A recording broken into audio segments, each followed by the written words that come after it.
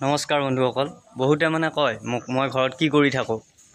আচলতে মই ঘৰত কি কৰি থাকোঁ, বৰ্তমান সময়ত মই চিৰিয়েল নবনাওঁ যিহেতুকে, কাৰণ মোৰ ফ্ৰেণ্ডবিলাক নাহে আজিকালি, তেওঁলোক কামত ব্যস্ত হৈ আছে।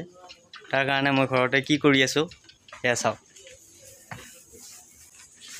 এয়া মই গৰু বান্ধিছোঁ, খেৰ দিছোঁ, আৰু অলপ পিছত মই চকত যাম, কাৰণ যিহেতুকে মোৰ গৰু আহি গ'ল।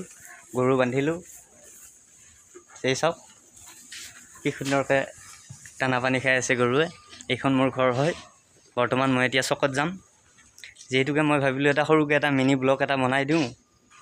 সকলোৱে কয় যে আজিকালি ভিডিঅ' নবনোৱা, কি কৰি থাকা ঘৰত। আচলতে মোৰ ফ্ৰেণ্ডবিলাক অহা নাই, তেওঁলোক আজৰি হোৱা নাই, কিবা কামত ব্যস্ত আছে। তাৰ কাৰণে মই বনাব পৰা নাই। মই ভাবিলোঁ কিনো বনাম, এবাৰ ঘৰখনকে এবাৰ দেখুৱাই দিওঁ সকলো দৰ্শককে। ঠিক আছে, চাওক এয়াই মোৰ অৱস্থা বৰ্তমান। এলেন কমেডিয়ান ব্লগৰ বৰ্তমান অৱস্থা। আহিব খুব কম সময়ত চিৰিয়েল আহিব, কাৰণ যিহেতুকে আমি চিৰিয়েল বনাবলৈ পৰা নাই, কিবা কিবি কামত ব্যস্ত হৈ আছে সকলোবিলাক। ময়ো কিবা কামত ব্যস্ত হৈ আছোঁ। যা নহওক, এইখনে মোৰ ঘৰখন হয়। যোনে যেনেকৈ ভাবে চাওক। ঠিক আছে, ভিডিঅ'টো যদি ভাল লাগে এটা লাইক কৰি দিব, পাৰিলে এটা কমেণ্ট কৰি দিব। জয় অসম, ভালে থাকিব।